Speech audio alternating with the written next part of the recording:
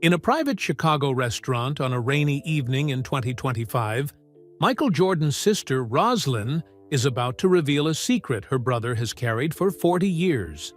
One that will forever change how the world sees the greatest basketball player of all time. As the Jordan family gathers to commemorate the 40th anniversary of MJ's NBA debut, Roslyn prepares to share the truth about the profound regret that shaped Michael's entire career.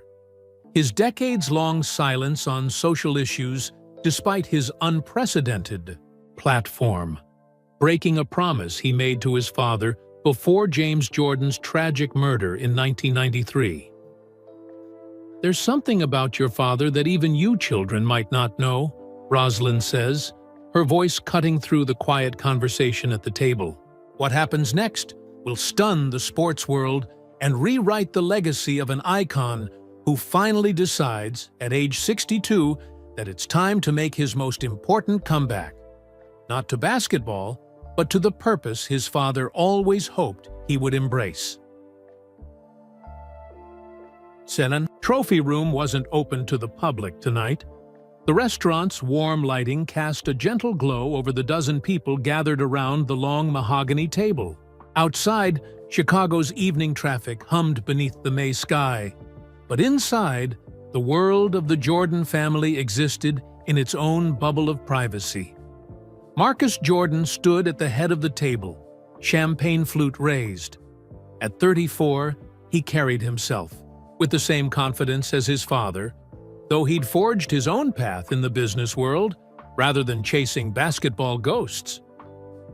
40 years, Marcus said, his voice carrying across the room where framed Bulls jerseys and rare sneakers lined the walls. 40 years since Dad first stepped onto an NBA court and changed the game forever. The family gathered, nodded, and smiled.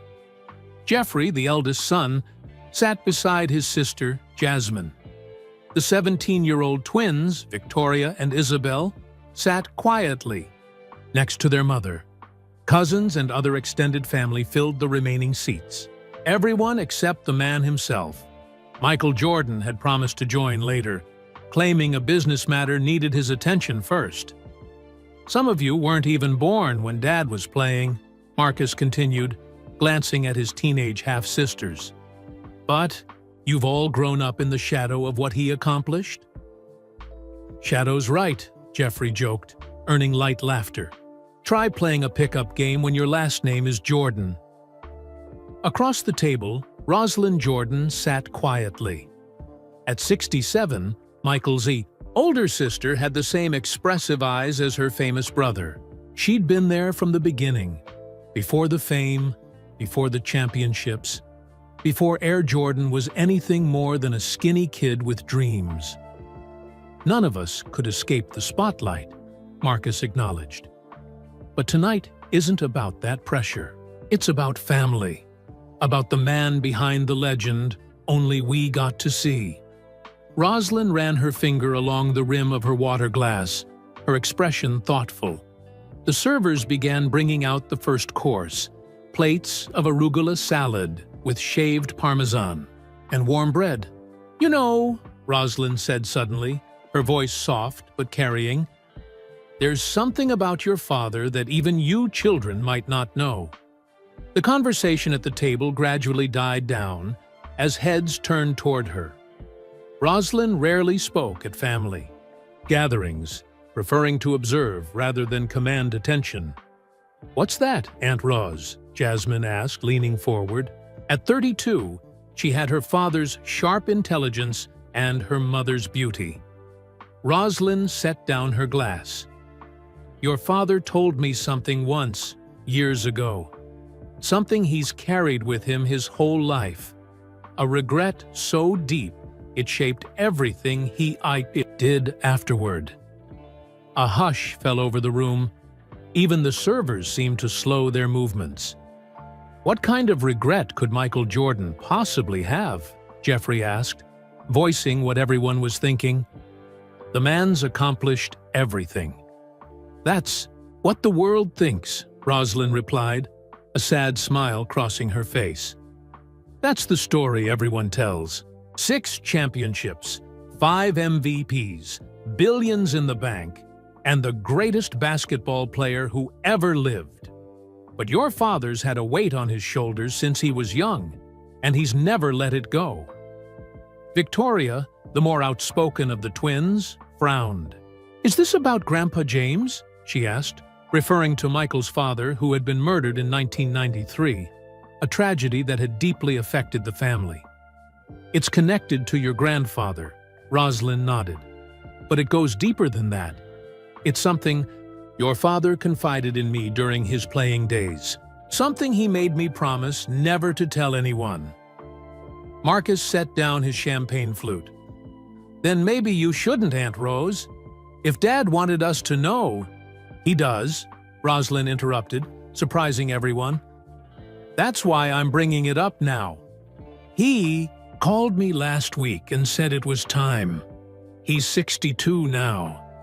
He's been thinking about his legacy, about what he leaves behind beyond the trophies and the brand." The family exchanged glances. Michael Jordan was famously private, rarely discussing his inner thoughts, even with his children. "Michael told me he's tired of carrying this alone," Rosalind continued. "And he wants to start with all of you understanding the truth before he goes public with it." "Goes public?" Jeffrey repeated, sounding concerned. "What exactly are we talking about here?" Rosalind reached into her purse and pulled out an old photograph, creased with age. She placed it on the table, sliding it toward the center where everyone could see. It showed a young Michael, perhaps 22 or 23, sitting on a porch step next to his father James. Both were laughing, but there was something in Michael's eyes, a look the cameras rarely caught. "This was taken the summer before your father's second season with the Bulls," Rosalind explained. "Right after he broke his foot, and everyone was saying his career might be over before it really began." Jasmine reached for the photo, studying it carefully. "He looks worried." "He was," Rosalind confirmed, "but not about basketball. That day, your grandfather made your father promise something, and that promise has haunted Michael ever since." The sound of a phone buzzing interrupted the moment. Rosalind reached for her cell phone, glancing at the screen. "It's him," she said, showing the others the text message that had just arrived. "On my way." "Did you tell them yet?" She typed a quick reply before looking up at the expectant faces around her. "Your father will be here in 15 minutes, she said. "But before he arrives, you should know what happened back then. You should understand the real Michael Jordan, not the one in the commercials or the documentaries, but the man who's carried this burden for 4 decades. Rosalind took a deep breath, seeming to weigh her words carefully. "It all started in Wilmington, back when we were kids. Your father wasn't always the confident man you know. There was a time when he was just a skinny boy with big dreams and bigger fears." Just as she began to speak again, the restaurant door opened. Everyone turned, expecting to see Michael, but it was only a server bringing in more water. "Your father always said his greatest strength was turning failure into fuel," Rosalind continued. "But there was one failure he could never overcome. One regret that drove him to heights no one thought possible. And tonight, after 40 years, he's finally ready to face it." Rosalind's phone buzzed again. She looked down at the screen, her expression changing subtly. "He's here," she said quietly, just as the sound of footsteps approached from the restaurant entrance.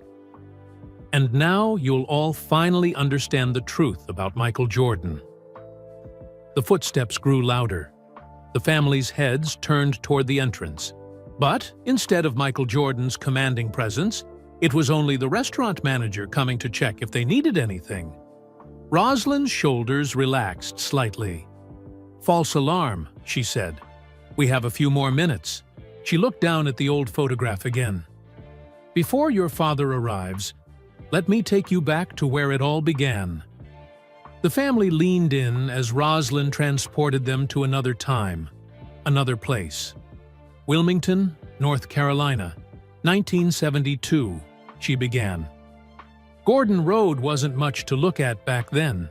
Our house was small, 3 bedrooms for 5 children, your grandparents, and occasionally your great-grandmother.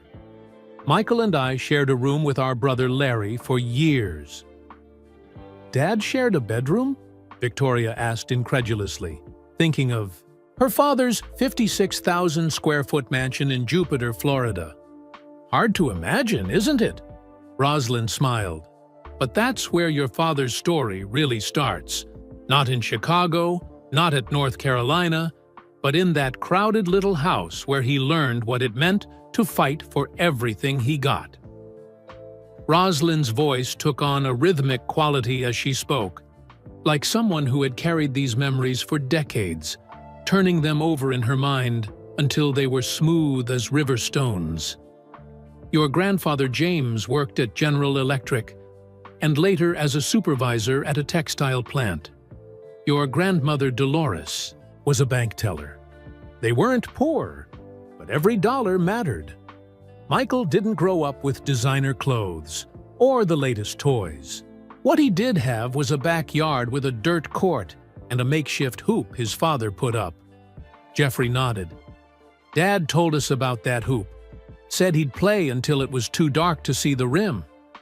That's right, Rosalind confirmed. James would come home, tired from work, and find your father out there, shooting in the dark. But there was something people don't talk about from those days. She paused. Michael was terrified of failure, not just worried, terrified. This revelation seemed to surprise the younger Jordans. The Michael Jordan I watched growing up wasn't afraid of anything, Marcus said. The Michael Jordan you watched had already faced his fears, Rosalind corrected gently. But as a boy, he'd throw up before important games. He'd lie awake at night worried about letting people down. She pulled out another photograph. This one showed a teenage Michael in a Laney High School uniform, looking painfully thin, his expression uncertain. Sophomore year, 1978, when Coach Herring cut him from the varsity team. The famous cut, Jasmine nodded. Dad's favorite motivation story. Yes, but there's more to it than he's ever shared publicly, Rosalind said. That night, after he saw his name missing from the varsity roster, he came home and locked himself in our bathroom. Cried for hours. The family exchanged glances. This didn't match the stoic, ultra-competitive Michael Jordan of public imagination. Our mother finally coaxed him out. And do you know what he told her? He said, "Maybe Dad's right. Maybe I'm not special." Grandpa James said that to him? Victoria asked, shocked. No. Rosalind shook her head. James never said that. But he was a practical man. He worried about Michael's dreams. He'd say, "A man needs a trade, something solid to fall back on." He wanted Michael to be realistic. Rosalind's eyes grew distant with memory. The thing is, Michael took those well-intentioned cautions as challenges. Every doubt became fuel. After that cut, something changed in him. He grew 5 inches that year and practiced with a fury none of us understood. By senior year, he was averaging triple doubles and had scholarship offers pouring in. So he proved Grandpa wrong, Jeffrey said. He did, and James was his biggest fan by then. But something was set in Michael by those early years, a need to prove himself that never went away, even after he'd proved everything there was to prove. Rosalind took a sip of water. When Michael went to North Carolina, Coach Smith had to rein him in. Your father was all raw talent and determination. He'd try to take over games by himself. The team discipline was hard for him, but he hit the championship-winning shot his freshman year, Marcus pointed out. Yes, and that moment changed everything. Rosalind nodded. Suddenly, he wasn't just Michael Jordan from Wilmington anymore. He was becoming Michael Jordan. The attention, the expectations, they grew overnight. She touched the worn edge of the photograph. That summer when he came home, I noticed something different about him. There was a weight on him that hadn't been there before. One night, we were sitting on the porch, just the two of us, and he said something I never forgot. He said, "Roz, what if this is as good as it gets? What if I've already hit the biggest shot I'll ever hit?" The family listened, rapt. This vulnerable version of Michael Jordan was entirely new to them. "Of course, we know that wasn't true," Rosalind continued. But that fear, that he might have peaked at 19, haunted him. It drove him to work harder than anyone. When the Bulls drafted him in '84, he carried that same fear to Chicago. Outside, rain began to fall, droplets tapping against the restaurant windows. Those first years with the Bulls were harder than people remember, Rosalind said. The team was terrible. Michael was scoring, but they were losing. And the physical toll, those Detroit Pistons games were brutal. They'd knock him down every time he drove to the basket. The Jordan rules, Jeffrey nodded. But there was one night, after a particularly rough game against Detroit in '87, when your father called me at 2 in the morning, Rosalind continued. He was in pain, bruised all over. I expected him to complain about the Pistons, about the refs not protecting him. Instead, he talked about Dad. She fell silent for a moment. What did he say about Grandpa? Jasmine asked softly. He said, Dad wanted me to be more than this. He didn't raise me to just put a ball through a hoop. It was the first time I realized Michael was carrying something deeper than the desire to win games. He was trying to fulfill a purpose he wasn't sure he understood. The sound of a car door slamming outside interrupted her. Through the window, they could see a black SUV idling at the curb. That's him, Marcus said, recognizing his father's vehicle. Rosalind quickly gathered the photographs. Before he comes in, there's one thing you need to understand about your father. Everything he did, every record, every championship, every commercial and business deal. There was always something driving him beyond normal ambition. Something he confessed to me the night before your grandfather was killed. The restaurant door opened, and a gust of rain-scented air swept in. The family turned as the unmistakable silhouette of Michael Jordan appeared in the doorway. Rosalind lowered her voice. Remember this when he tells you, your father has lived with this regret for 40 years. It's shaped everything, and tonight, he's finally ready to lay it down. Michael Jordan stood in the doorway, raindrops glistening on the shoulders of his tailored suit. At 62, he remained an imposing figure. Tall, broad-shouldered, with that same intensity in his eyes that had stared down countless opponents. The restaurant fell silent as he surveyed the family gathering, his gaze finally settling on Rosalind. Started without me, Roz. His voice carried that familiar Carolina drawl, softened by age but still distinctive. Just setting the stage, little brother, she replied with a small smile. Michael moved through the room, greeting each family member. A kiss on the cheek for his daughters, firm handshakes for his sons, warm hugs for his nieces and nephews. When he reached Rosalind, he embraced her longest, whispering something in her ear that made her nod solemnly. I see the food's already here, Michael said, taking his seat at the head of the table opposite Marcus. Don't let me interrupt. I'm sure Rosalind's been telling you all stories about when I was too skinny to dunk. Nervous laughter rippled through the group. The twins exchanged glances, unsure how to react to the tension hanging in the air. Actually, Dad, Jeffrey spoke up, Aunt Roz was just telling us about your early days with the Bulls. about how something has been driving you all these years. Michael's smile faded slightly. He reached for a glass of water, his massive hand dwarfing it. I see. He looked at Rosalind. How far did you get? 1987, she answered. Detroit, that late-night phone call. Michael nodded, leaning back in his chair. Then let me pick up from there. He turned to face his children and extended family. Chicago, 1987. I was 24 years old, leading the league in scoring for the first time, but we were still losing. 38-44 that season. His voice took on the cadence of a storyteller, someone who had revisited these memories countless times in private. Chicago Stadium back then wasn't like the United Center now, he continued. It was older, smaller, louder when full. But most mornings, I'd be there alone by 6, just me and the maintenance guys. I'd practice for hours before the team arrived. Michael's eyes drifted to the framed Bulls jersey hanging on the wall nearby, the red number 23 that had become iconic worldwide. People think I was always confident, always knew I'd be great.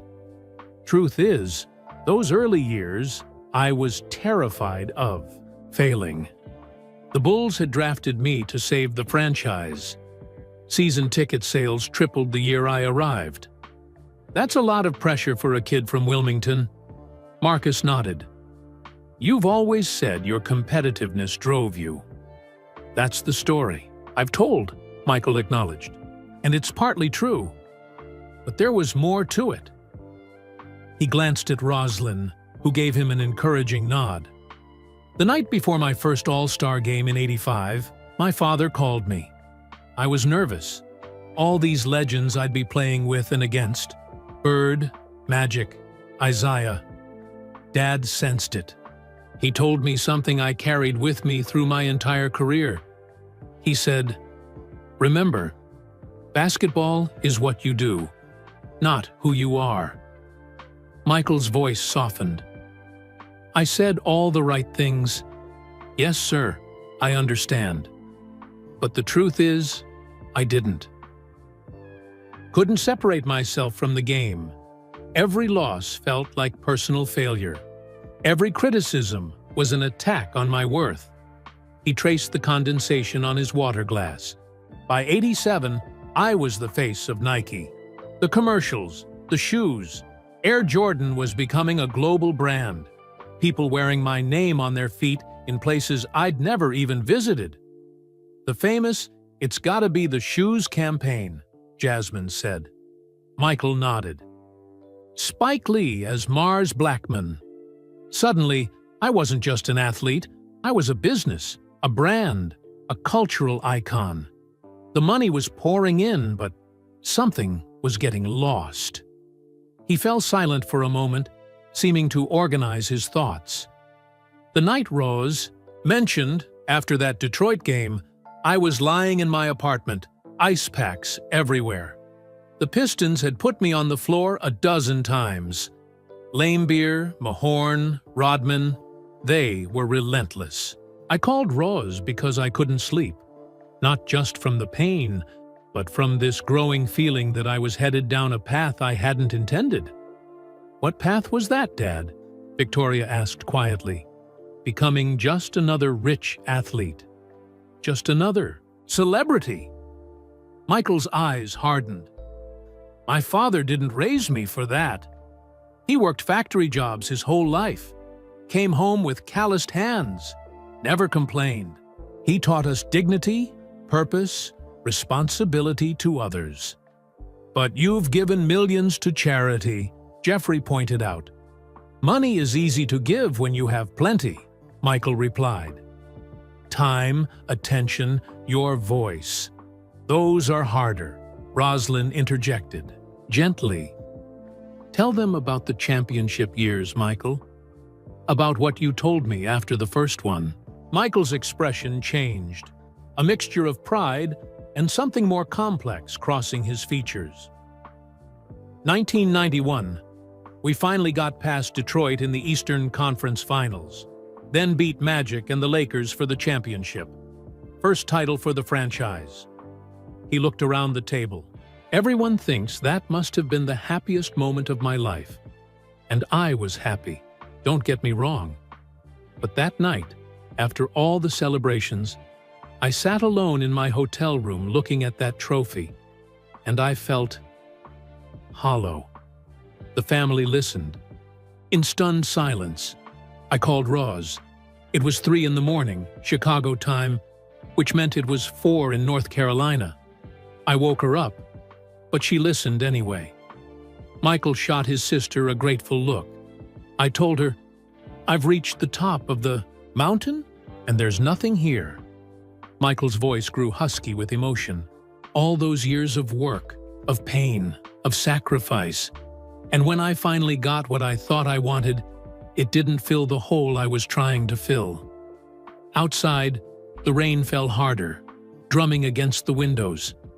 Inside, the Jordan family remained transfixed by this unfamiliar version of the man they thought they knew.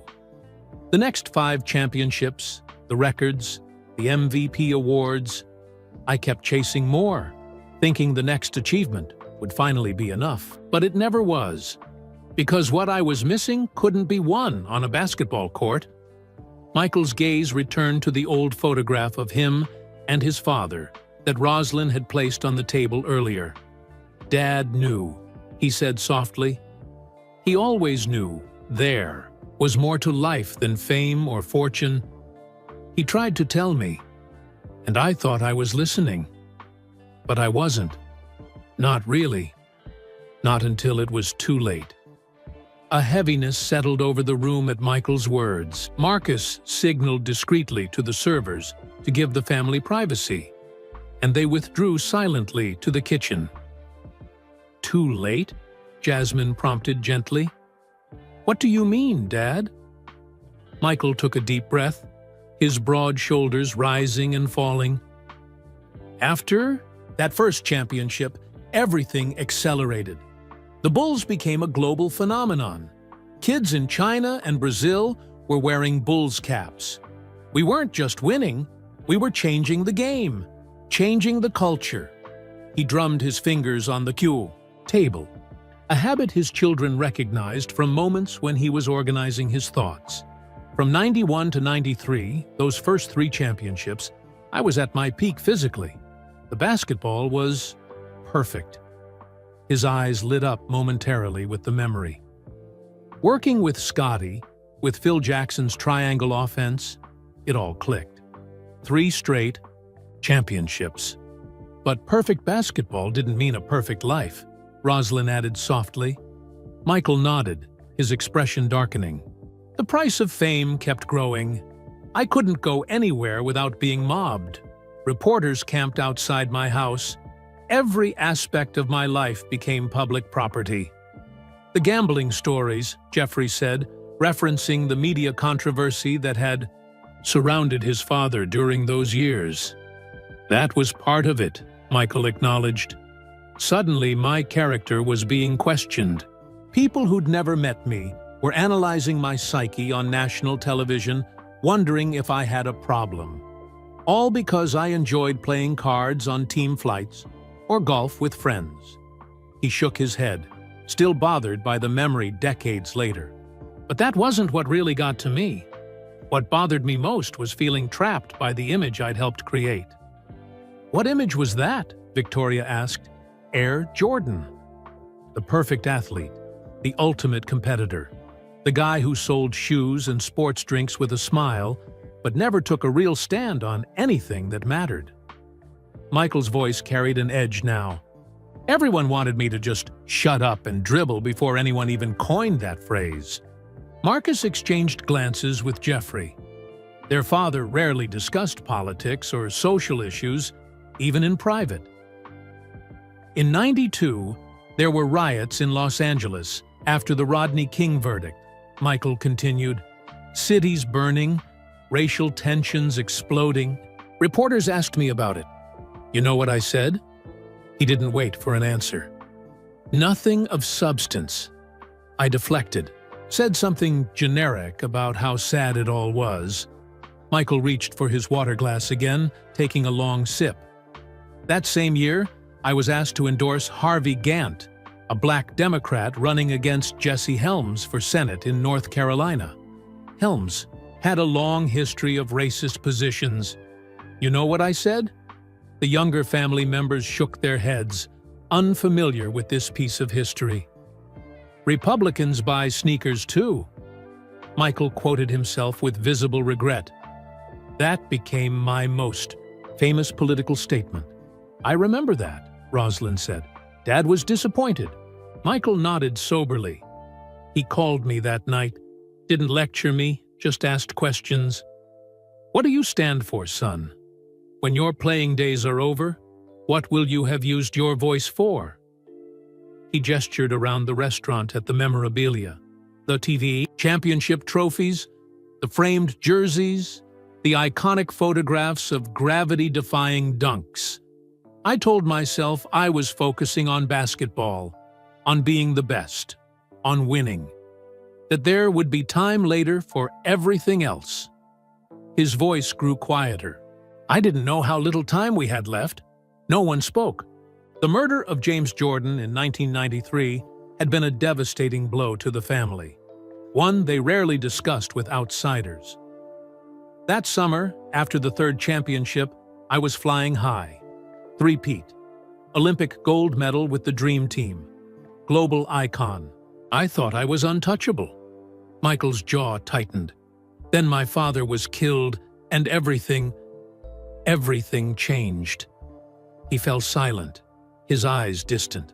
After a moment, Rosalind reached across the table and squeezed his hand. You don't have to talk about this part if you don't want to, Michael. He squeezed back, then gently withdrew his hand. No, they need to understand. This is why we're here. Michael turned to his children. Your grandfather and I had a conversation just a week before he died. We were at his house in Charlotte. I'd bought him that house, along with the Lexus he loved so much. We were sitting on his back porch, having a beer, watching the sunset. His voice softened with the memory. He told me he was proud of what I'd accomplished, but that he hoped I'd find my voice on the things that mattered. He said, "Basketball is temporary, son. The impact you can have beyond the game, that's permanent." Michael's eyes glistened. I promised him I would. I promised I'd use my platform for more than selling shoes once I got a few more championships. I told him, let me secure my legacy. First, Dad. Then I'll speak up. He paused, the weight of that memory visible in the set of his shoulders. A week later, he was gone. And instead of keeping my promise, I walked away from basketball. Because you were grieving, Jasmine said. Gently, partly, Michael nodded. But also because I couldn't face what I'd lost. Not just my father, but the chance to make him truly proud. To show him I understood what he'd been trying to teach me all along. Outside, the rain had stopped. Through the window, the Chicago skyline glittered with thousands of lights against the night sky. A city forever associated with Michael Jordan's greatness. I told the world I'd lost my desire to play. Michael continued, that I wanted new challenges. The truth was more complicated. Every time I stepped on a court, I heard his voice, remembered my promise, felt the weight of my failure to keep it. He looked at the photo of himself with his father again. So I ran away to baseball, told myself it's what Dad would have wanted, and maybe it was, partly. But deep down, I was hiding from the man I'd disappointed most. The man who could no longer call me to account. Michael fell silent, his revelation hanging in the air. The family sat stunned, seeing for the first time the hidden weight their father had carried all these years. But you came back, Marcus finally said. You came back and won 3 more championships. Yes, Michael nodded slowly. I came back, but not for the reasons people think. A server quietly returned to refill water glasses, then disappeared again. The family waited for Michael to continue, the revelation of his true motivations hanging in the air. Everyone thinks I came back because I missed winning, or because I needed to prove I was still the best, Michael finally said. The famous "Facts, I'm back" became part of sports lore, but there was more to it than competitive fire. He leaned forward, elbows on the table. Baseball was humbling. Playing for the Birmingham Barons, riding buses to minor league stadiums, batting point to a tutu. Wasn't special anymore. I was just another player trying to make it, and not doing very well. Did you really think you could make it to the majors? Jeffrey asked. Michael's mouth quirked in a half-smile. My whole life, I'd turned doubters into fuel. Why not again? But baseball taught me something I hadn't expected. What was that? Victoria asked. Perspective, Michael answered. For the first time since I was a teenager, I wasn't Michael Jordan with all the weight that came with it. I was just Michael, struggling, failing often, living a more normal life. It gave me space to think, to grieve. His expression grew distant. There was a night in Birmingham. We'd lost a game to the Huntsville Stars. I went 0 for 5, struck out twice. After everyone left, I sat alone in the dugout at Regents Field for hours. Michael paused, the memory clearly vivid to him. It started raining. I just sat there, getting soaked, thinking about Dad, wondering if he'd be proud of me for trying something new, or disappointed that I'd walked away from my promise. Rosalind nodded, remembering. That's when you called me. A.M., Michael confirmed. Roz answered on the first ring like she always did. He gave his sister a grateful look. I told her I was thinking about going back to basketball, and I asked why, Rosalind prompted. Yes, Michael nodded. You asked if it was because I missed winning, missed being the best. And I told you the truth, that I'd realized something. During those long bus rides and empty stadiums, he turned to his children. I realized I couldn't run from who I was or what I had the power to do. The platform I had, it was a responsibility, not just a privilege. Baseball was an escape. Going back to basketball meant facing the promise I'd made to Dad. So you went. Back to honor Grandpa? Jasmine asked. Partly, Michael acknowledged, but also because I finally understood what he'd been trying to tell me. That gifts, talents, fame, influence, they come with obligations. After 17 months away, I was ready to face mine. He glanced at his sister. Before I announced my return, Ross and I visited Dad's grave in Tichy. First time I'd been there since the funeral. Rosalind picked up the thread. It was a cold day in March, just the two of us. Michael stood there for the longest time, not saying anything. I was having a conversation with him in my head, Michael explained, telling him I was sorry for running away, promising him that this time would be different, that I'd use my return to be more than just a basketball player. The family listened intently, seeing their father, a man famously guarded about his private thoughts, with new eyes. 2 days later, I sent the fax. I'm back. The shortest press release in history. Michael smiled faintly. The Bulls were struggling without me. I joined them mid-season. First game back was against Indiana. I wore number 45 because 23 had been retired. You played terribly, Jeffrey recalled with a smile. Rusty. Thanks for the reminder, Michael replied dryly. Yes, I was rusty. But something was different inside me. I wasn't just playing for championships anymore. I was playing with purpose. He looked around at his family. The world only saw the comeback, the dramatic return of the greatest player. They didn't see the promise I was trying to keep. Trying and, ultimately, failing. "What do you mean, failing?" Marcus asked. "You won 3 more championships." "On the court, yes," Michael nodded. "The second three-peat. But off the court, I slipped right back into the same pattern. The commercials, the movies, the never-ending business opportunities." He shook his head. "The platform grew even bigger, but I still wasn't using it for what mattered." Victoria, always the most direct of his children, frowned. "But you were building your brand, creating a legacy. Isn't that what matters?" "A legacy of what?" Michael challenged gently. "Of being the greatest basketball player ever? Of selling the most shoes? Of winning 6 championships instead of 3? He shook his head. "Your grandfather didn't raise me to measure my worth by those things." He fell silent for a moment. When he spoke again, his voice had softened. "After Dad died, I established the James R. Jordan Foundation in his honor. Donated millions to various causes. Built health clinics in underserved communities. But writing checks is easy when you have more money than you can spend.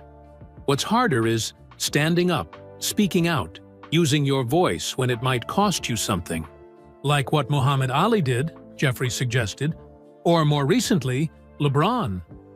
Michael nodded, a flash of something, regret, admiration, perhaps both, crossing his face. "Ali sacrificed years of his career at his prime. I was never willing to risk that. I told myself that winning was its own form of impact. That excellence was my statement." He looked down at his massive hands, the same hands that had held 6 championship trophies. "But your grandfather wanted more from me. I knew it then, and I know it now." Roslyn reached across the table again, her hand on her brother's arm. "Michael, you've been too hard on yourself for decades."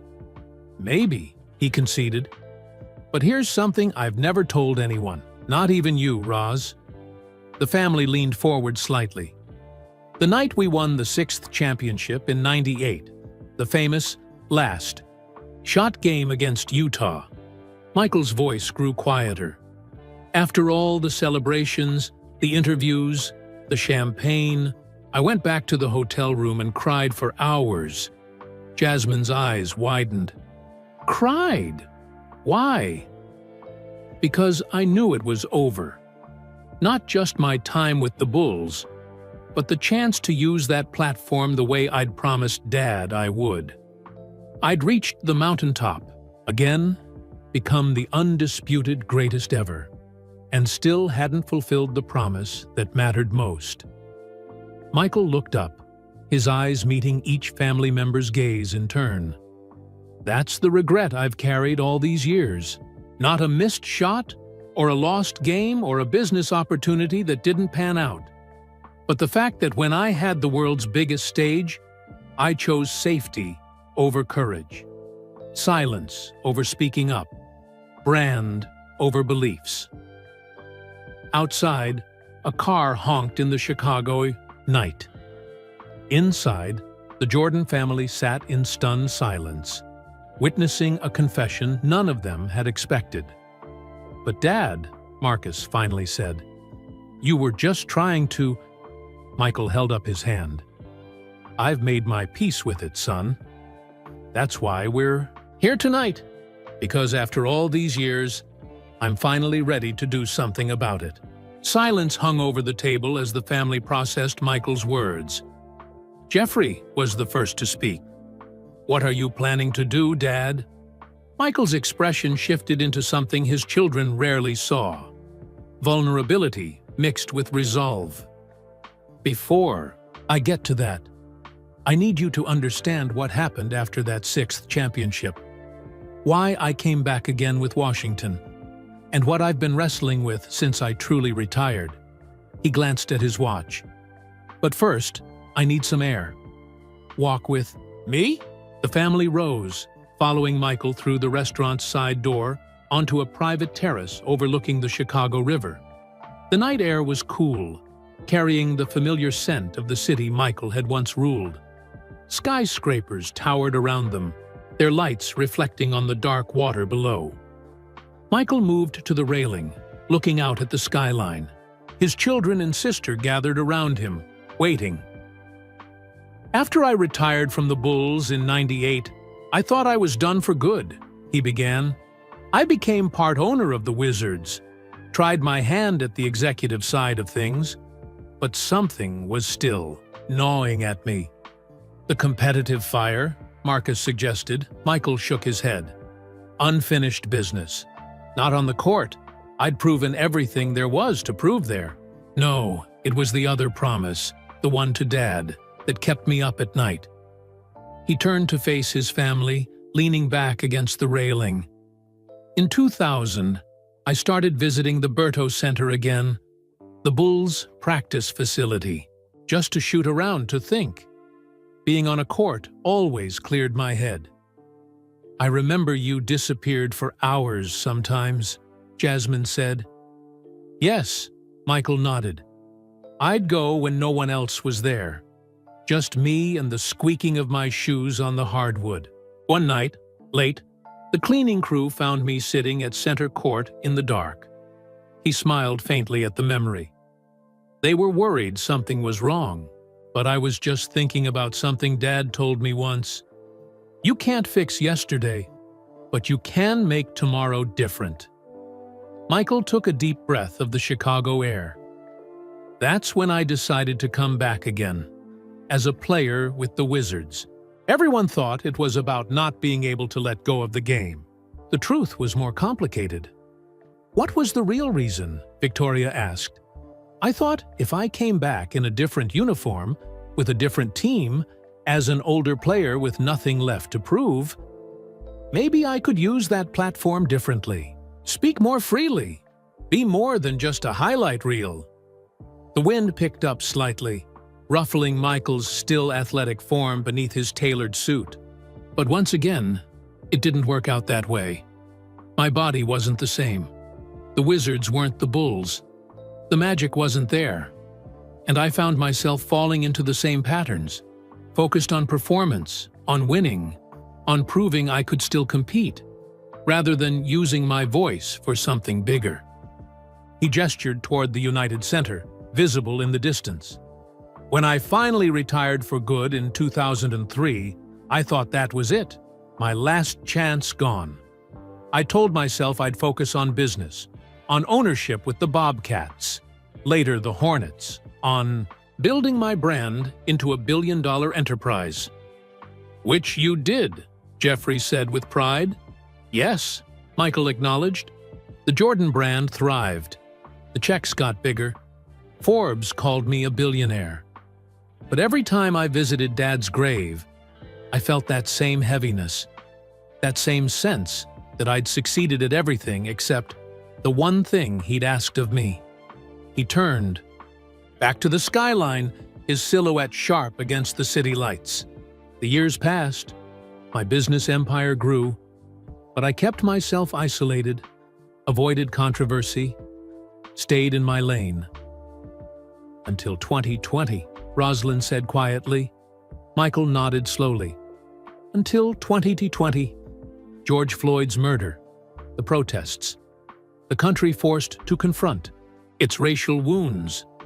I watched younger athletes speaking out, using their platforms, taking risks I never took. His voice grew softer. I donated $10 million to build health clinics, made a statement condemning Floyd's death, but it felt too little, too late, safe. The kind of statement a corporate board would approve. He turned back to his family, his expression solemn. Last month would have been Dad's 90th birthday. I went to his grave alone, sat there for hours, just talking to him in my head, and I realized something. What was that? Jasmine asked. that it's never too late to keep a promise, that at 62, I still have a voice, a platform, influence, that maybe the biggest comeback of my career isn't on a basketball court, but in finding the courage to stand for something beyond myself. Michael looked at each family member in turn. I've spent my life being careful, protecting the brand, staying politically neutral, following the path of least resistance. But Dad deserved better from me, and so did all the kids who looked up to me, especially the black kids who saw me as more than just a basketball player. The Chicago night enveloped them, the sounds of the city creating a backdrop to this family revelation. The documentary, The Last Dance, told part of my story, but it didn't tell this part. It didn't reveal my greatest regret. Michael's Asusa voice grew stronger. Now I'm ready to tell the full truth. Not just to you, but to the world. Jeffrey stepped closer to his father. What exactly are you planning, Dad? Tomorrow morning, I'm giving an interview on national television. I'm going to talk about this regret I've carried, about my silence when my voice could have mattered, about the promise I made to Dad and failed to keep. Michael's posture straightened, echoing the competitive stance his fans would recognize. And then I'm announcing the creation of the James and Michael Jordan Institute for Social Justice. I'm putting $1 billion into it, half my net worth. It's going to focus on police reform, voting rights, educational equality, and economic opportunity in Black communities. The family exchanged startled glances. $1 billion? Marcus repeated. Money talks, Michael said simply. And it's time mine said something that would make Dad proud. He walked back toward the door of the restaurant, then paused, looking back at the city that had witnessed his greatest triumphs. I've been visiting the United Center at night again, he admitted, sitting in the empty arena, thinking. The security staff lets me in. Last week, I sat there until dawn, making this decision. Michael turned to his family, his eyes reflecting determination they'd previously only seen directed at opponents on the court. For decades, I told myself that excellence was enough, that being great at what I did would break barriers. But Dad wanted more from me. He wanted me to use the platform that excellence gave me, and after 40 years, I'm finally ready to do that. He held the door open, gesturing for his family to follow him back inside. Let's finish dinner. There's more to tell you about what happens tomorrow. The family filed back into the restaurant. The mood noticeably shifted. What had begun as a commemorative dinner had transformed into something far more significant. A witness to history in the making, to Michael Jordan's most personal revelation. As they settled back at the table, the food had been cleared and replaced, with coffee and dessert. Michael took his seat, appearing lighter somehow, as if the burden of decades had begun to lift from his shoulders. Before I tell you about tomorrow's announcement, he said, I want to go back to those second 3 championships, because there's something about that period I've never told anyone, something that explains why this regret has haunted me so deeply. He took a sip of water, gathering his thoughts. When I came back in '95, it wasn't just about basketball. After that visit to Dad's grave, I promised myself things would be different, that I'd use my platform more meaningfully this time around. Michael leaned forward. The first season back wasn't great. Lost to Orlando in the playoffs. But that summer, I made a plan. Not just for winning another championship, but for becoming the voice Dad had wanted me to be.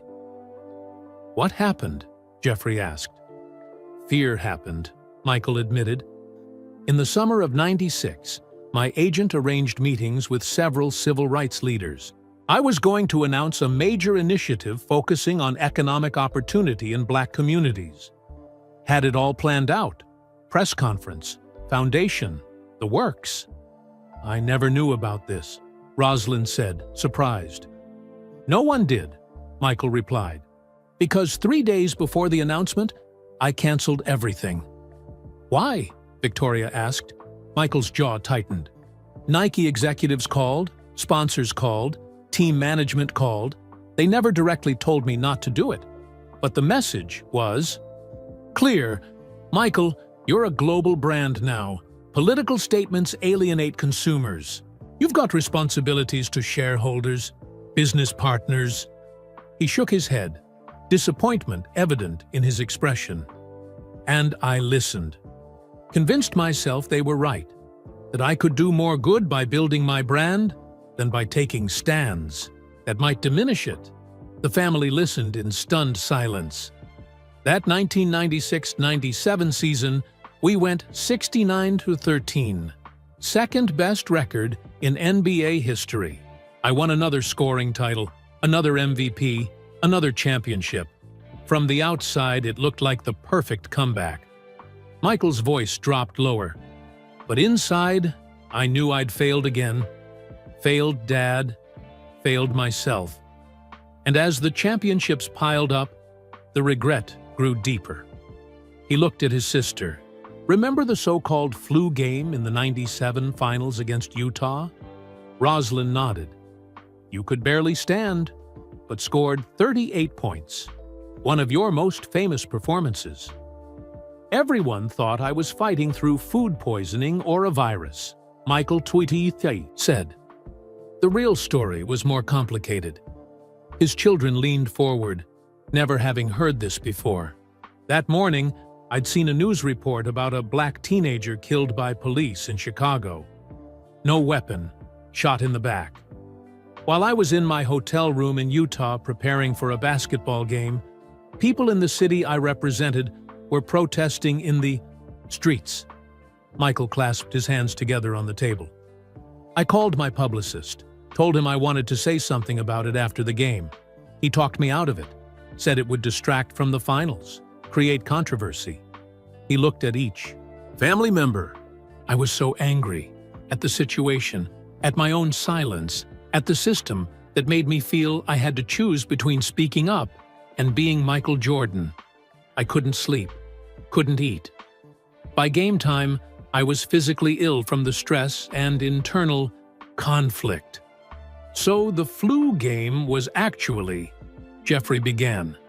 The shame game, Michael finished. I channeled all that anger, all that self-loathing into destroying the Utah Jazz. Every shot was me punishing myself for my cowardice. And afterward, when they praised my courage for playing sick, he shook his head. I felt like a fraud. The family sat in silence, absorbing this reframing of one of basketball's most iconic moments. The next year, '98, was supposed to be different. The last dance, as Phil Jackson called it, our last run together before the team would be broken up. I told myself that after we won, after I secured my legacy, then I'd speak up. Then I'd be what Dad wanted me to be. Michael's eyes drifted to the Bulls' memorabilia lining the walls, the framed photos of championship celebrations, the iconic moments caught in time. We won, of course, the 6th championship, the famous last shot against Utah, pushing off Brian Russell, hitting the jumper, holding the pose. He mimicked the motion, muscle memory making it look effortless even decades later. Perfect ending to a perfect story. But not really the end, Jasmine said softly. No, Michael agreed. That night, after the celebrations, I sat alone in my hotel room and made a list of all the issues I planned to speak out on now that my Bulls career was over. Police brutality, voting rights, economic inequality, educational opportunity. His expression darkened. A week later, my agent came with new endorsement deals, business opportunities that would make me not just wealthy, but powerful in a different way. A path to becoming the first black majority owner in major sports. And you chose that path, Marcus observed, not accusingly, but understanding. I rationalized it, Michael nodded. Told myself I could do more good by gaining economic power than by being just another athlete with opinions. That ownership, business success, would be its own form of breaking barriers. He looked at his sister. By the time I decided to come back with Washington, I had almost convinced myself that Dad would have approved of this approach, that he would have seen the strategy in it. But you never really believed that, Rosalind said gently. No, Michael admitted. Every time I sat in the owner's box watching my team play, every time I cashed another endorsement check or saw my net worth climb, I heard his voice asking what I was doing with the platform I'd been given. He straightened in his chair, decision evident in his posture. That ends tomorrow. At 62, I'm finally ready to be the man my father raised me to be. Looking around at his family, Michael's expression softened. I wanted you all to hear this from me first, to understand why I've carried this weight for so long, and why tomorrow's announcement is so important to me. Jasmine reached across the table and took her father's hand. Grandpa would be proud, Dad. Michael squeezed her hand, his eyes suspiciously bright. I hope so, because this isn't just about clearing my conscience. It's about doing what I should have done decades ago, using this platform while it still matters. Outside, a distant siren wailed through the Chicago night. Inside, the Jordan family witnessed the prelude to perhaps the most significant comeback of Michael Jordan's career. Not as an athlete, but as a voice.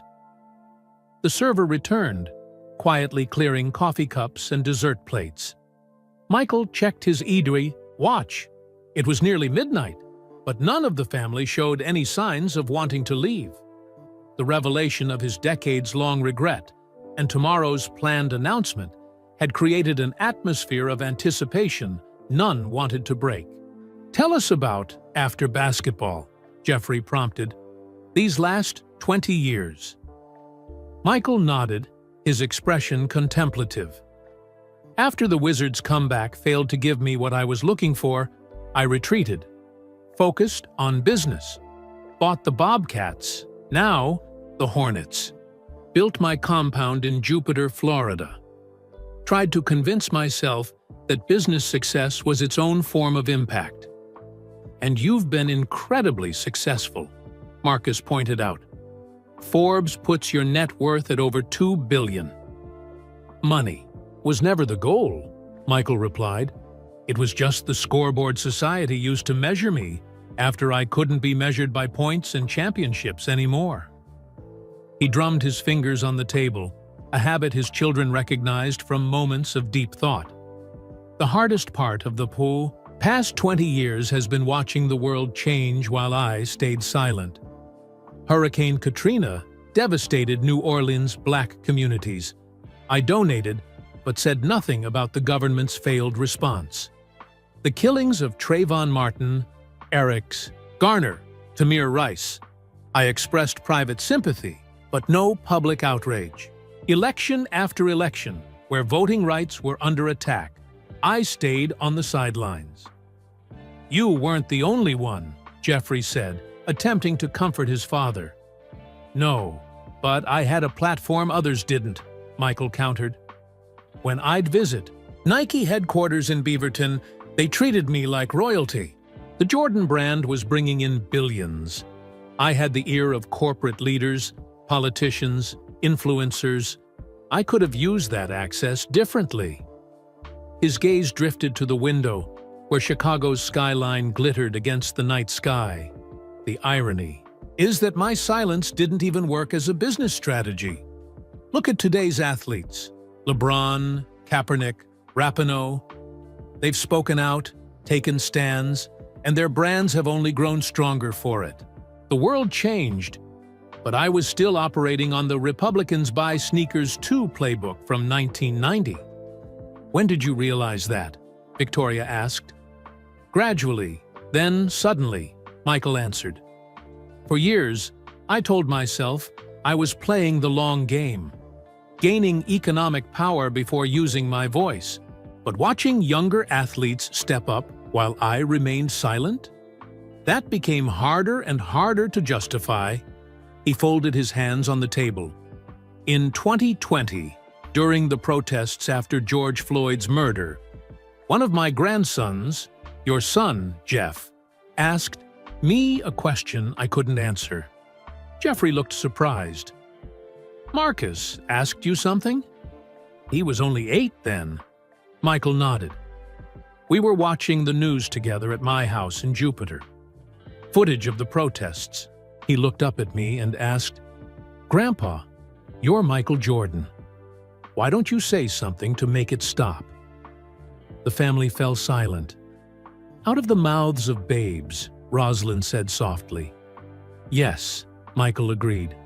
I made a statement, donated money, but it was careful, corporate. And afterward, I couldn't shake that question. Why don't you say something to make it stop? He shook his head. The truth is, I've spent more of my life as a businessman than I ever did as a basketball player. 30 years building the Jordan brand, running the Hornets, expanding my empire. And somewhere along that journey, I lost sight of the responsibility that came with the platform basketball gave me. It's not too late, Dad, Jasmine said gently. No, it's not, Michael agreed. That's what I finally realized during COVID. All that time in isolation gave me space to reflect, to remember conversations with Dad that I'd tried to forget, to recognize that at 60, I still had time to become the man he'd hoped I would be. He looked around at his family. The past 3 years, I've been quietly educating myself, meeting with activists, civil rights leaders, policy experts, not for publicity, no cameras, no press releases, just listening, learning, preparing. This was news to even Rosalind, who looked at her brother with newfound respect. When The Last Dance documentary came out, people wondered why I agreed to it after refusing for so many years, Michael continued. They thought it was about cementing my basketball legacy. But for me, it was about closure, about putting that chapter of my life in proper perspective so I could finally move beyond it. He straightened in his chair, decision evident in his posture. Tomorrow isn't just about announcing a billion-dollar foundation. It's about finding my voice after decades of silence, about using whatever influence I have left while it still matters. What exactly are you going to say? Marcus asked. The truth, Michael replied simply. That I regret my silence. That I chose brand safety over moral courage. That I failed to use my platform when it could have made a difference. He looked at his sister. Roz knows this better than anyone. I've never been good at admitting mistakes, blaming others, finding excuses, turning slights into motivation. That was always more my style. True, Rosalind acknowledged with a small smile. But tomorrow, I'm owning this failure completely, Michael continued. No excuses, just an honest acknowledgement of my regret and a commitment to do better with whatever time I have left. Victoria, always the most direct of his children, frowned. Aren't you worried about the backlash? The sponsors, the conservatives who've supported your brand. 40 years ago I was, Michael admitted. Even 20 years ago I was. But now, he shook his head. I'm Michael Jordan. I've made my money. My legacy is secure. What matters now is what kind of man I am, not what kind of brand I built. Jeffrey reached over and squeezed his father's shoulder, a gesture of support rarely shown to a man who had always seemed to need none. We're with you, Dad, he said, simply. The others nodded in agreement. Michael's expression softened, a rare vulnerability showing through. Thank you. That means more than you know. Outside, the Chicago night deepened. Inside, the Jordan family witnessed something few ever had. Michael Jordan, the icon who had spent decades projecting invincibility, embracing his humanity, his flaws, and his hope for redemption. "There's one more thing," Michael said, breaking the emotional silence that had fallen over the table. "Tomorrow's announcement isn't just about admitting my regrets or launching the foundation. There's something else, something I haven't told anyone yet, not even Roz." His family exchanged curious glances. "The last part of the announcement," Michael continued, "is that I'm selling my majority stake in the Hornets." "What?" Marcus exclaimed. "Dad, you've spent years building that franchise."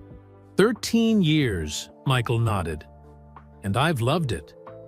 But owning a team ties me to the NBA as an institution, limits what I can say and do. The league has rules about criticizing officials, other teams, league policies. As an owner, I'm constrained in ways I don't want to be anymore." "Who's buying your stake?" Jeffrey asked, business-minded as always. "A group of black entrepreneurs and investors I've been quietly mentoring," Michael answered, "making them the first black majority ownership group in the NBA. That's been in the works for months. Signed the preliminary papers last week." Victoria leaned forward. "So, this isn't just about speaking out. You're restructuring your entire life." "Yes," Michael acknowledged. "At 62, I'm finally putting my priorities in order. The foundation will need my full attention. And I want the freedom to speak without worrying about NBA bylaws or how it affects the team's value." He looked around at his family. "I'm not just talking about making statements or giving interviews. I'm planning to be on the ground, in communities, using my presence to spotlight issues and amplify voices that need to be heard." "Like what specifically?" Jasmine asked. "Starting with Chicago and Charlotte, the cities that made me, then expanding nationally. Police reform initiatives, community investment programs, voting rights campaigns, educational opportunities for underserved youth." Michael's voice grew more animated than it had been all evening. "Working with grassroots organizations already doing the work, but using my platform to bring resources and attention to their efforts." The server approached, hesitating at the intensity of the family conversation. "Excuse me, Mr. Jordan," she said softly. "The restaurant manager asked if you needed anything else this evening." "We're fine, thank you," Michael replied with a smile. "Just some privacy for a bit longer, if that's all right." "Of course. Take all the time you need." As the server withdrew, Rosalind reached for her purse. "I have something to show you all," she said. "Something I've kept for over 40 years." She pulled out a yellowed envelope, carefully opening it to reveal a handwritten letter. "Your father wrote this to me in the summer of 1984, she explained. "Right after Michael was drafted by the Bulls, but before he'd played his first NBA game." The family leaned forward with interest. "James didn't write many letters," Rosalind continued.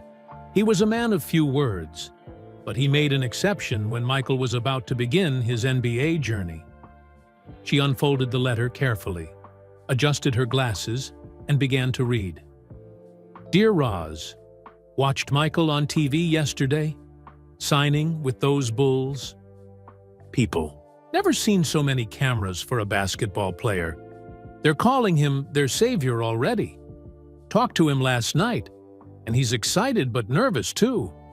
Says he just wants to play ball and help the team win." Rosalind paused, looking at her brother, who was listening intently. "I told him something I want to share with you too, since you've always looked out for him. I told him that God gives some people special gifts not just for themselves, but to change things for others. Michael's got gifts we can all see, but his biggest gift might be the attention people pay him, the way they listen when he speaks." She continued reading, her voice steady. I hope he remembers where he comes from, who came before him, who will come after. Hope he uses his voice not just to sell shoes or win games, but to speak for those who can't be heard. That's what I pray for him. Not championships, though those would be nice, but the wisdom to use his platform for more than just Michael. The family sat in silence as the weight of James Jordan's prescient words settled over them. "Dad knew," Michael said softly, his voice thick with emotion. "Even then, before any of it happened, he knew what I might become, and what I might forget along the way." Rosalind refolded the letter carefully. "I've kept this all these years, waiting for the right moment to share it. After what you've told us tonight, it seems that moment has finally come." Michael reached for the letter, and Rosalind handed it to him. He held it gently, as if it might dissolve at his touch. "May I keep this?" he asked. "Just until tomorrow?" "Of course," Rosalind nodded. "What are you thinking?" "I want to read it during the announcement," Michael replied. "Dad's words, not mine. The wisdom I should have heeded decades ago." Just then, Michael's phone buzzed. He glanced at it, then looked up at his family. "That's my publicist," he said. "The press release has gone out. Just a notice that I'll be making a major announcement tomorrow morning. No details, but speculation is already starting." He showed them the phone screen where notifications were rapidly appearing, texts, emails, social media alerts. "CNN is speculating it's a health announcement," Jeffrey noted, reading over his father's shoulder. "ESPN thinks you're buying another team," Marcus added. "Fox Business is guessing it's a major Jordan brand expansion," Victoria said. Michael put the phone away with a small smile. "Not one of them is close, which is exactly how I've wanted it. This isn't about generating buzz or headlines. It's about finally doing what's right, what Dad wanted me to do all along." He stood, stretching slightly. "It's getting late. We should probably wrap up. Tomorrow's going to be a big day." The family rose, gathering their belongings. As they prepared to leave, Jasmine touched her father's arm. "Dad," she said quietly, "I've been thinking about something while you were talking. About Grandpa James." "What's that, sweetheart?" Michael asked. "You keep saying you failed him," she said. "But maybe this was his plan all along." Michael tilted his head questioningly. "Maybe he knew you weren't ready back then," Jasmine continued. "Maybe he planted that seed knowing it would take decades to grow.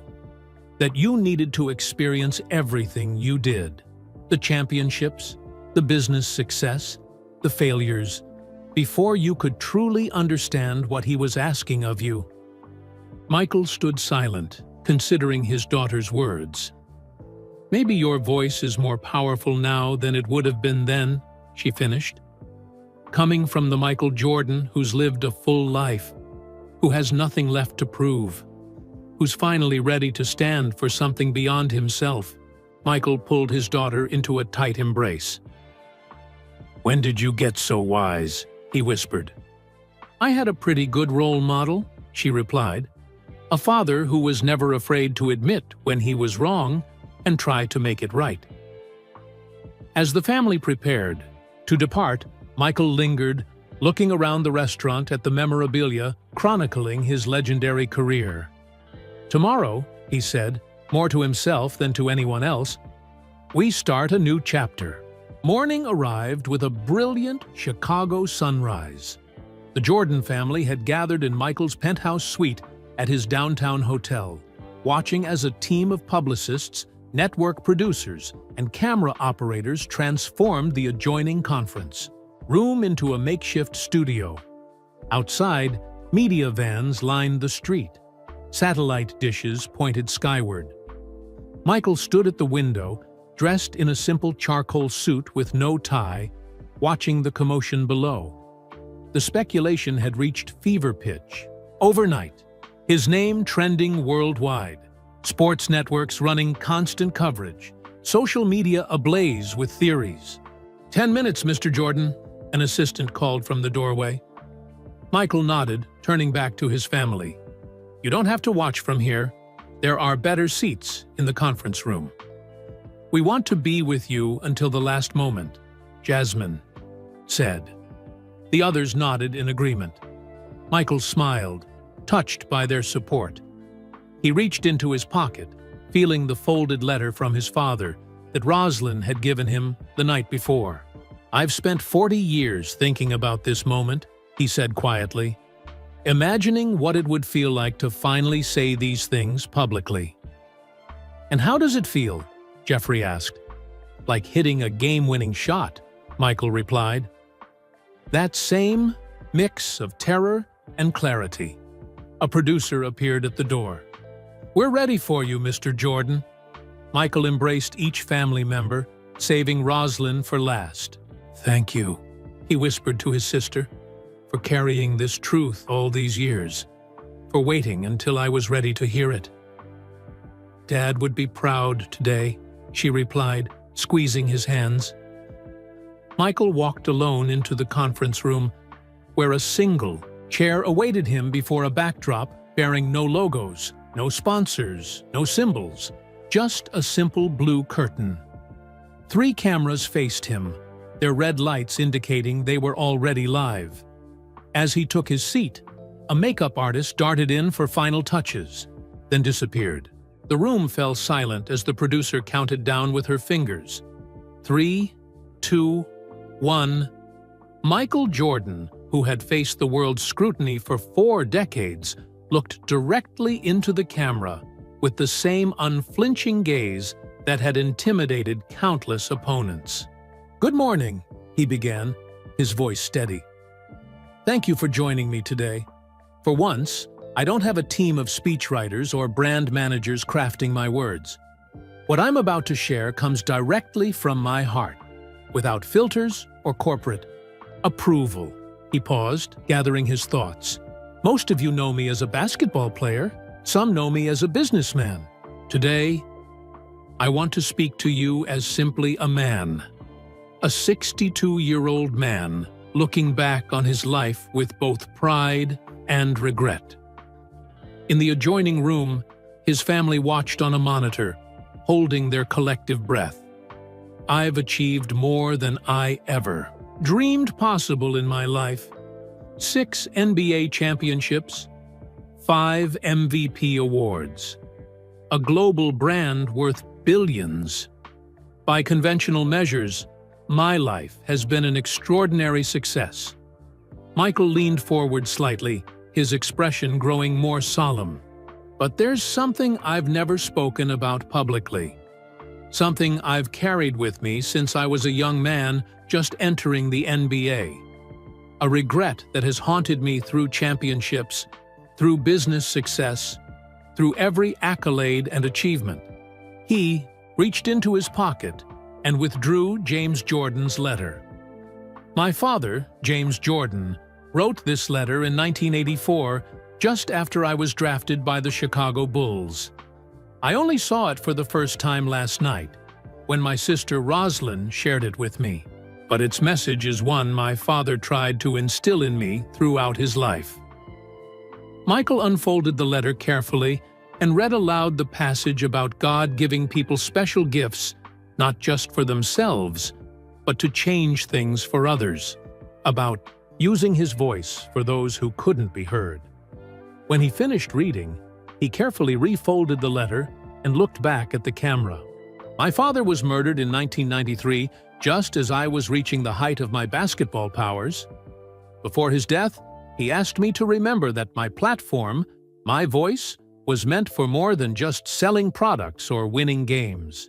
He wanted me to speak for those who couldn't be heard. Michael's expression reflected decades of carried weight.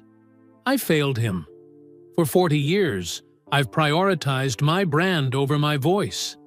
I've chosen commercial success over moral courage. I've remained silent on issues that matter. Because Republicans buy sneakers too. A flippant comment I made in 1990 that became my unconscious mantra. In hotel rooms, living rooms, sports bars, and offices across the world, people watched in stunned silence as Michael Jordan, an icon who had spent decades carefully managing his image, laid bare his deepest regret. When I look at athletes today, LeBron James, Colin Kaepernick, Naomi Osaka, and so many others, who use their platforms to speak truth to power, I feel both admiration and shame. Admiration for their courage. Shame that I didn't use my even, larger platform when it might have made a difference. Michael's voice remained steady, but emotion flickered behind his eyes. I can't change the past. I can't go back and speak up during the AIDS crisis, or the Rodney King riots, or Hurricane Katrina, or any of the countless moments when my voice might have mattered. I can't reclaim those missed opportunities. He straightened in his chair. But today, I can make a new choice. Today, I'm announcing the creation of the James and Michael Jordan Institute for Social Justice, funded with a personal contribution of $1 billion, half my net worth. The revelation sent shockwaves through the watching world. Social media exploded with reactions. News tickers scrolled the billion-dollar figure across screens globally. This institute will focus on 4 areas: police reform, voting rights, educational, equity, and economic opportunity in Black communities. It will be led not by me, but by the activists, organizers, and leaders who have been doing this work for decades. I'll be supporting them, amplifying them, learning from them. Michael paused, then continued with his second revelation. I'm also announcing that I've entered into an agreement to sell my majority ownership of the Charlotte Hornets to a group of Black entrepreneurs and investors I've been mentoring. This will make them the first Black majority ownership group in NBA history, and free me from the constraints of team ownership to speak more openly on issues that matter. He leaned forward again, his eyes intense with purpose. At 62, I finally understand what my father was trying to tell me at 21. That with great platform comes great responsibility. That some gifts aren't given just for personal glory, but for the greater good. Michael's voice softened slightly. I don't expect forgiveness for my decades of silence. I don't seek absolution through philanthropy. What I'm doing today isn't heroic. It's simply what I should have done long ago. He glanced down at his father's letter one last time. To the young athletes watching today, don't make my mistake. Don't wait until you're my age to find your voice. Speak now, when it's hard, when it costs you something, when sponsors might walk away. That's when your voice matters most. Michael took a deep breath, nearing the end of his prepared remarks. To my father, whose wisdom I ignored for too long. I'm sorry, Dad. I'm finally ready to be the man you raised me to be. He looked directly into the camera, the same determined expression that had preceded countless game-winning shots. This isn't the end of something. It's the beginning. At 62, I'm starting my most important fourth quarter. And just like on the court, I intend to finish strong. The red lights on the cameras remained on, but Michael had said what he came to say. He stood, nodded once to the stunned producers, and walked back to the room where his family waited. As he opened the door, he saw them standing together, tears in their eyes, pride on their faces.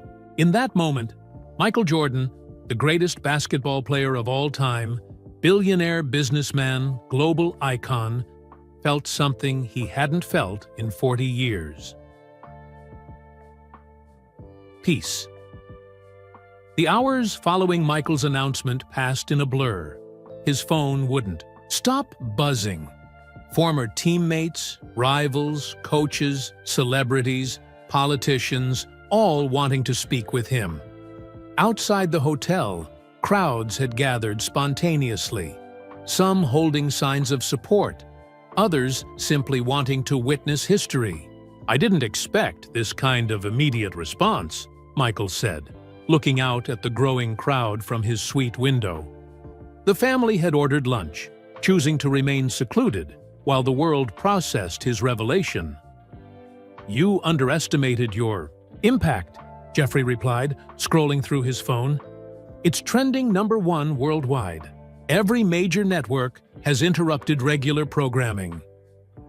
"What are they saying?" Michael asked, purposely avoiding his own phone. "It's overwhelming," Jasmine said, looking at her tablet. "NBA players past and present are posting support. Civil rights leaders are calling it transformative. Your biggest sponsors, Nike, Gatorade, have already released statements backing your new direction." "Not everyone's happy," Marcus noted, glancing up from his phone. "Some conservative commentators are already calling you woke and threatening boycotts of Jordan brand products." Michael shrugged. "Expected that. Doesn't matter now." Victoria approached her father with her own phone. "Look at this, Dad. LeBron just posted." She showed him the social media post from LeBron James. "Some paths can only be walked by giants. Thank you, MJ, for using your platform when it matters most. Never too late to speak truth. The real GOAT." Michael nodded, genuinely touched. That means something, coming from him. Roslyn, who had been quietly observing, spoke up. "Michael, there's something I've been wondering. What finally convinced you? After all these years, why now?" The room fell silent, everyone curious about the answer. Michael sat down heavily in an armchair, his expression thoughtful. 3 things happened last month, all within the same week. He leaned forward, clasping his hands together. "First, I visited Dad's grave on what would have been his 90th birthday. Spent hours there, just talking to him in my head. Second, I read about a young man in Chicago, just 17, who was killed in a drive-by shooting. He was wearing my shoes when they found him, Air Jordans. His mother was interviewed, said he'd saved for months to buy them, said he idolized me." Michael's voice grew quieter. "And third, I had a health scare. Nothing serious. Elevated blood pressure, doctor warning me to reduce stress. But it made me think about mortality, about legacy, about what really matters in the end." He looked up at his family. Those 3 things together, Dad's memory, that boy's death, my own mortality, they crystallized something I've known for decades but kept avoiding, that all the achievements, all the wealth, all the adoration means nothing if I haven't used my voice for what matters. Outside, they could hear chants beginning to rise from the crowd below. Michael stood and walked to the window again, listening. "What are they saying?" Jasmine asked, joining him. Michael smiled faintly. "Thank you, MJ." Over and over. A knock at the door interrupted the moment. Jeffrey answered it, returning with a hotel manager who looked both nervous and excited. "Mr. Jordan, I'm sorry to disturb you, but there's someone here who insists on seeing you. We've been keeping all visitors away as requested, but this person is, well, rather persistent." "Who is it?" Michael asked. "Dr. Harry Edwards, sir." "He says you'll want to see him?" Michael's eyebrows rose in surprise. Harry Edwards, the famed sociologist, civil rights activist, and sports consultant who had organized the Olympic Project for Human Rights in 1968, leading to the iconic Black Power salute by Tommy Smith and John Carlos. "Send him up immediately," Michael said. Minutes later, the 82-year-old Edwards entered the suite, his imposing frame still powerful despite his age. Michael moved to greet him with extended hand, but Edwards pulled him into a firm embrace instead. 40 years I've been waiting for this day, young man, Edwards said, his deep voice filling the room. 40 years. I'm sorry it took so long, Michael replied, genuine regret in his voice. Edwards shook his head. Every man finds his voice in his own time. What matters is that when the moment came, you didn't flinch. You spoke truth. The activist turned to acknowledge the rest of the family, then back to Michael. I came because what you've done today changes everything. An athlete of your stature, your global influence, committing resources on this scale. It creates possibilities we've only dreamed of. I have a lot to learn, Michael admitted. A lot of catching up to do. That's why I'm here, Edwards replied. Not to praise you, but to work with you. To help ensure this $1 billion creates real change, not just good publicity. Michael nodded, appreciating the directness. That's exactly what I need. People who'll tell me the truth, not what they think Michael Jordan wants to hear. Then, let's get to work, Edwards said, because the press conference was just the beginning. The real challenge starts now. Later that evening, after Edwards had departed with plans for their first working session the following week, Michael found himself alone with Roslyn on the suite's balcony. The Chicago skyline glittered before them as night fell, a beautiful reminder of the city where his legend had been built. You seem different already, Roslyn observed, studying her brother's face. I feel different, Michael acknowledged. Lighter somehow. Dad would be so proud, she said, not just of what you announced today, but of the man you've become. Someone who can acknowledge mistakes, who can change course even after all this success. Michael smiled, gazing out at the city lights. You know what I keep thinking about? That game against Utah in '97, what I called the shame game yesterday. The flu game, Roslyn nodded. I've been carrying that shame for decades. The memory of seeing that news about the teenager killed by police, wanting to speak out, and choosing silence instead. He shook his head. Today feels like finally making that right. Like hitting the shot I should have taken 28 years. I'll go. Inside the suite, they could hear the rest of the family laughing, ordering dinner. Living in this new reality where Michael Jordan had finally revealed his deepest regret and committed to a new purpose. It's not too late, is it, Roz? Michael asked quietly. To make a difference? Look at the response today, she answered. You've already made a difference just by speaking up, by being honest about your regrets. The foundation, the initiatives, that's all still to come. He nodded, taking a deep breath of the Chicago night air. Tomorrow I go back to Charlotte to finalize the team sale. Next week, meetings with civil rights leaders, policy experts, community organizers. The real work begins. And basketball? Roslyn asked.